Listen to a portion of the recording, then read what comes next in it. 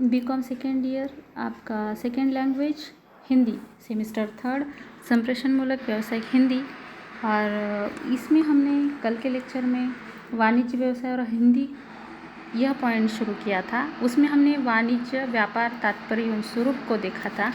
उसी के साथ साथ हमने व्यापार व्यवसाय किस प्रकार से है, मुख्य रूप से थोक व्यापार और फुटकर व्यापार क्या है, उसमें आयात व्यापार और निर्यात व्यापार को हमने देखा है। और आज के लेक्चर में हम व्यापार के साधन को देखने वाले हैं। वस्तु या माल प्राप्त कर उपभोक्ताओं तक पहुंचाने तथा इस प्रक्रिया को निरंतर एवं सुचारू बनाने के लिए कई साधनों की सहायता लेनी पड़ती है। इन्हें व्यापार के साधन कहा जाता है।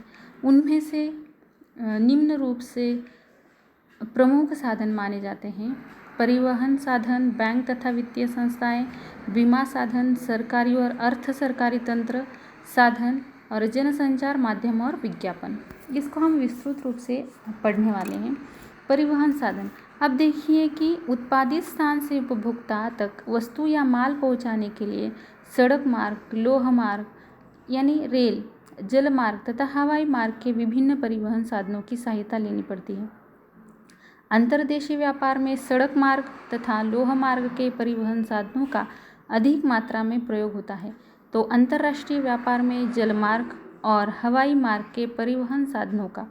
परिवहन व्यवस्था जितनी अधिक उन्नत होती है, व्यापारिक विकास उसी मात्रा में होता है। इसीलिए देश की परिवहन व्यवस्था को व्यापार व्यवसाय की दृष्टि से किफ़ायती, सर्वव्याप्त और अत्याधुनिक तकनीक से युक्त रूप से बनाए रखना आवश्यक होता है। अगर एक उपभोक्ता तक उत्पादित वस्तु या माल पहुंचानी है तो किस प्रकार से परिवहन साधनों का होना आवश्यक है, वो भी सर्वव्याप्त और अत्याधुनिक तकनीक से युक्त होनी आवश्यक है। बाद में हम देखेंगे कि बैंक तथा वित्तीय संस्थाएं। बैंकों ने व्यापार विकास में अत्यंत महत्वपूर्ण योगदान दिया है। व्यापार में क्रय विक्रय मुद्रा द्वारा ही होता है। देश के एक कोने से दूसरे कोने तक तथा एक देश से दूसरे देश तक क्रय विक्रय की प्रक्रिया यानी लेन देन की प्रक्रिया, मूल्य अदायगी बैंकों के द्वारा ही की जाती है।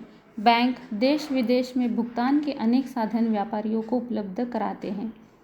व्यापार में पूंजी रीढ़ का काम करती है, यानी मुख्य रूप से पूंजी यह व्यापार में मुख्य मानी जाती है। विभिन्न व्यापार के लिए बैंक तथा वित्तीय संस्थाएं ऋण के रूप में पूंजी देती है। बैंक व्यापारियों के लिए आर्थिक साधन भी जुटाते हैं और उनकी साख बढ़ाने में भी सहयोग देते हैं। अगर आपको एक हाथ व्यवसाय शुरू करना है तो बैंक यह ऐसा एक माध्यम है जो कि आपको इसके लिए सपोर्टिव साधन माना जाता है। और कई बैंक देश विदेश में भुगतान के लिए अनेक साधन व्यापारियों को उपलब्ध भी कराता है। उसी के साथ साथ विभिन्न व्यापार के लिए बैंक तथा वित्तीय संस्थाएं ऋण के रूप में भी पूंजी आपको देती हैं। बाद में हम देखते हैं कि बीमा साधन किस प्रकार से व्यापार साधन के माध्यम में महत्वपूर्ण है। जहाँ भी विभिन्न वस्तुएं एक स्थान पर भारी मात्रा में भेजी जाएगी, वहाँ वस्तुओं के नष्ट होने या अन्य प्रकार की हानि पहुँचने का खतरा हमेशा बना रहता है। गोदामों में भरा माल भी पूर्ण रूप से सुरक्षित नहीं कहा जा सकता। जैसे हम कई बार देखते हैं कि गोदामों को आग लग चुकी है। ऐसे खतरों से बचने के लिए सरलतम साधन है बीमा, जिसमें व्यापारी बीमा कंपनी को थोड़ा सा प्रीमियम देता है और सारे खतरों से बच जाता है। बीमा कंपनी हानि की पूर्ति का वचन व्यापारी को देती है, जिससे व्यापारी अपने को सुरक्षित महसूस करता है। सरकारी और अर्ध सरकारी तंत्र। व्यापार में सरकार से सहयोग पहली शर्त मानी जाती है। परमिट, कोटा, देश विदेश में व्यापार करने के लिए लाइसेंस, कस्टम और आबकारी विभागों द्वारा वस्तु की जांच पड़ताल, आयकर, बिक्री कर आदि के लिए अनेक सरकारी अर्ध सरकारी विभाग हैं, जिनसे व्यवसाय और व्यवसायी जुड़े होते हैं। ये विभाग व्यापारी को ठीक प्रकार से अपना व्यवसाय चलाने की सुविधा देते हैं। व्यापारी की वैधानिकता के लिए विधि विषयक कार्य भी करने पड़ते हैं। इसीलिए विधि और कानून क्षेत्र से भी व्यापार संबंध आ जाता है। जनसंचार माध्यम और विज्ञापन यह व्यापार का प्रमुख साधन माना जाता है। उपभोक्ता की क्रय इच्छा संपूर्ण व्यापार की नींव है। खरीदार ही न हो तो व्यापार संभव नहीं है। वस्तु की आवश्यकता, आवश्यक वस्तु की जानकारी और उसको खरीदने की इच्छा को जगाने के लिए व्यापारियों को कई साधनों का प्रयोग करना होता है। विज्ञापन उनमें से एक प्रमुख साधन है। यद्यपि वस्तु की गुणवत्ता, मूल्य, वितरण प्रणाली, बिक्री का ढंग, व्यक्तिगत बिक्री, पैकेजिंग आदि का व्यापार में अपना एक महत्व है। इसके अभाव में मात्र विज्ञापन चाहे वह कितना भी आकर्षक और सर्वव्याप्त हो, प्रभाव शून्य होता है। लेकिन आज के सूचना संचार के युग में बिना विज्ञापन व्यापार उद्योग संभव ही नहीं है। अब देखिए कि एक आधा प्रोडक्ट हम कंपनी से आपको पता ही नहीं है कि उसकी खरीदारी कीमत क्या है, गुणवत्ता किस प्रकार की है, वह उसकी पैकेजिंग किस प्रकार से है, और वही अगर विज्ञापन द्वारा आप तक पहुंचाता है, आपकी किस प्रकार वस्तु की आवश्यकता है, इसकी अगर जानकारी मिलती है तो संचार माध्यम इसमें या विज्ञापन माध्यम इसमें महत्वपूर्ण माना गया है। इसके अभाव में मात्र विज्ञापन चाहे वह कितना भी आकर्षक और सर्वव्याप्त हो, प्रभाव शून्य होता है। लेकिन आज के सूचना संचार के युग में बिना विज्ञापन व्यापार उद्योग संभव नहीं है। विज्ञापन एक व्यापारिक शक्ति है। मुद्रित, लिखित, चित्रित विक्रय कला है। विज्ञापन का कार्य विज्ञापक वस्तुओं को बेचना तथा जनता के मस्तिष्क को व्यक्तिगत एवं सामूहिक रूप से विज्ञापक के हित में प्रभावित करना होता है। वस्तु की जानकारी देना, नवीन वस्तु का आधार तैयार करना, मांग उत्पन्न करना, मांग को स्थिर करना, मांग को और अधिक बढ़ाना और व्यापारिक प्रक्रियाओं में अपना स्थान निर्धारित करना आदि व्यापारिक कार्य विज्ञापन से संभव हो जाते हैं। जनसंचार के मुद्रित तथा दृश्य श्राव्य माध्यमों द्वारा विज्ञापन अपना कार्य करते हैं। पहले समाचार पत्र पत्रिकाएं घर घर में जाकर यह व्यापारिक कार्य करते थे। बाद में रेडियो उनका साथ देने लगा। आज दूरदर्शन के अगणित चैनलों द्वारा यह कार्य हो रहा है और अब स्क्वायर शॉप का नया व्यापार रूप इन्हीं चैनलों की नई देन माना जाता है। वाणिज्य व्यापार और भाषा प्रकार्य। वाणिज्य व्यापार का स्वरूप एवं गतिविधियों का उक्त संक्षिप्त विवरण देखने पर स्पष्ट होगा कि उसमें प्रबंधन और संप्रेषण के धरातल पर भाषाई प्रकार्य की कई उपप्रयुक्तियाँ हैं। एक क्रय विक्रय लेन देन अर्थात प्राप्ति एवं भुगतान, लाभ हानि का ब्यौरा रखना होता है। दूसरे विभिन्न व्यापारिक संस्थानों, परिवहन संस्थानों, सरकारी अर्ध सरकारी कार्यालयों तथा उपभोक्ताओं से व्यापारिक व्यावसायिक संप्रेषण करना होता है। तीसरे, आपने व्यापारिक केंद्र का प्रबंधन कार्य भी करना होता है। साथ ही जनसंचार माध्यमों द्वारा बाजार को जानना और बाजार को अपना परिचय भी देना होता है। व्यापार व्यवसाय का आर्थिक लेखा जोखा लिखने की भारतीय प्राचीन विधि बही खाता की संज्ञा से जानी जाती है। आज इसके आधुनिक और उन्नत रूप को लेखाकर्म यानी अकाउंटेंसी कहा जाता है। इसकी अपनी नियत भाषा और विधि है। लेखाकर्म में पुस्तक पालन, बुक कीपिंग में की गई प्रविष्टियों की जांच करना, तलपट यानी बैलेंस शीट और ट्रायल बैलेंस बनाना, माल खाता बनाना, लाभ हानि बनाना, चिट्ठा बनाना, भूल सुधार के लेखे बनाना तथा समायोजन लेखे करना आदि शामिल है। लेखाकर्म के 3 प्रकार होते हैं: वित्तीय लेखे, लागत लेखे और परिणाम लेखे। वित्तीय लेखे यानी फाइनेंशियल अकाउंट्स, लागत लेखे यानी कॉस्ट अकाउंट्स एंड परिणाम लेखन यानी क्वांटिटेटिव अकाउंट्स। व्यापारिक व्यावसायिक संप्रेषण कार्य में मौखिक तथा लिखित प्रकारों का प्रयोग होता है। मौखिक संप्रेषण में बातचीत, संवाद, बैठकें, सम्मेलने, साक्षात्कार, टेलीफोन पर बातचीत आदि आते हैं। तो लिखित संप्रेषण में प्रतिष्ठानों, संस्थाओं, सरकारी कार्यालयों तथा उपभोक्ताओं से पत्राचार, संविदा करार, फॉर्म विवरण, प्रबंधन सूचना एवं प्रचार सामग्री आदि का समावेश होता है। इन सब के अपने भाषा रूप होते हैं। उक्त वर्णित वाणिज्य व्यापार में प्रयुक्त हिंदी यानी विशिष्ट भाषा रूप वाणिज्य व्यापारिक हिंदी प्रयुक्ति की संज्ञा पाता है। स्पष्ट है कि कई उपप्रयुक्तियों के समुच्चय से बनी यह एक विशेष प्रयुक्ति है, जिसमें शब्दों वाक्यों का अपने निश्चित संदर्भों में प्रयोग किया जाता है।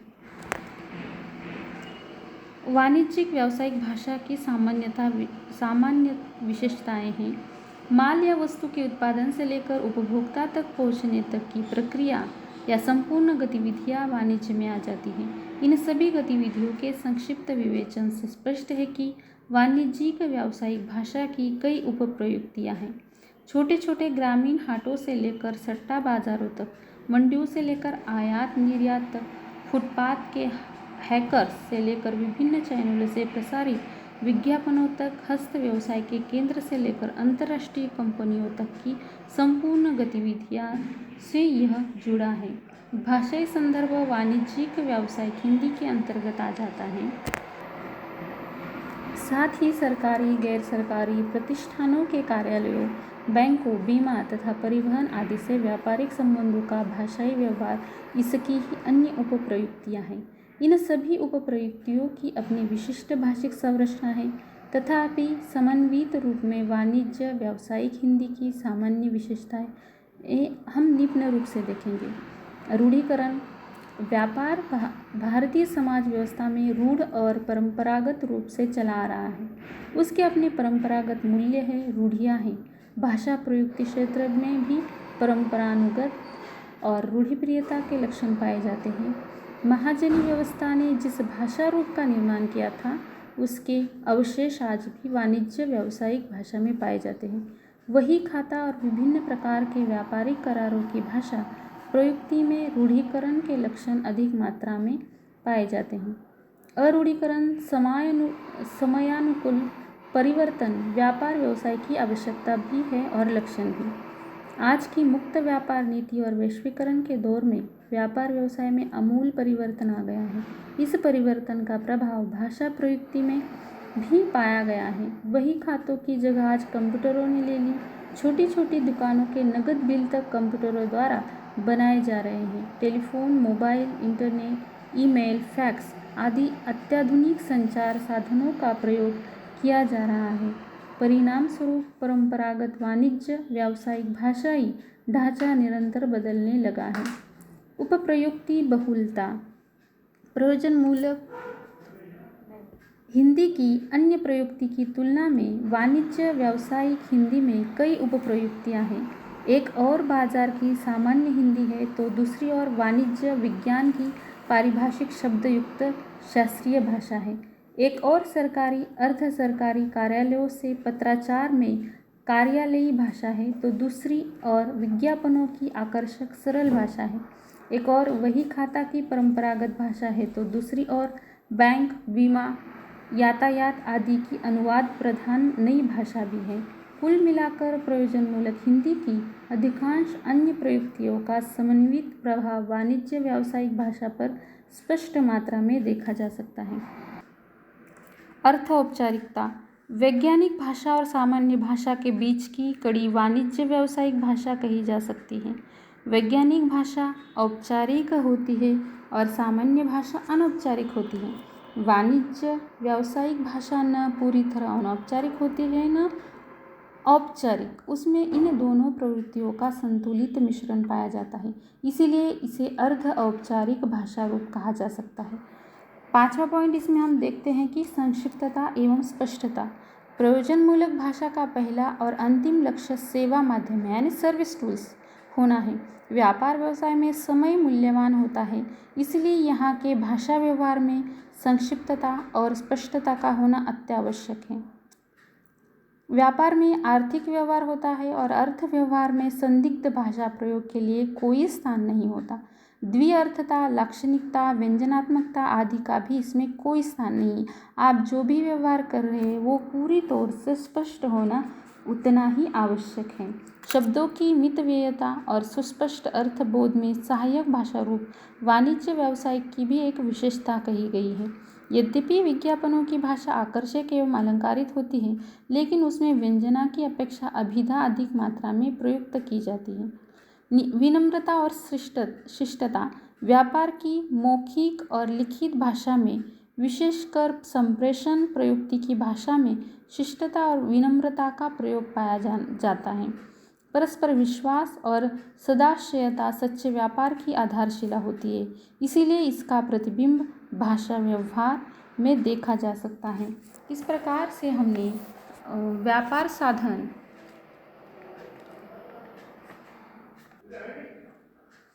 और वाणिज्यिक व्यावसायिक भाषा सामान्य विशेषताएं, उसमें रूढ़ीकरण, अरूढ़ीकरण, उपप्रयुक्ति बहुलता, अर्थ औपचारिकता, संक्षिप्तता एवं स्पष्टता, विनम्रता और शिष्टता को देखा है। नेक्स्ट लेक्चर में हम वाणिज्य व्यावसायिक हिंदी संरचनात्मक विशेषताओं को पढ़ेंगे। धन्यवाद। अगर आपको किसी भी प्रकार की दिक्कत है, कोई पॉइंट समझ में नहीं आ रहा है, तो आप हिंदी डिपार्टमेंट में आकर मिल सकते हैं। उसी के साथ साथ इसकी नोट्स अगर आपको कलेक्ट करनी है तो आप हिंदी डिपार्टमेंट में आकर कांटेक्ट कर सकते हैं। धन्यवाद।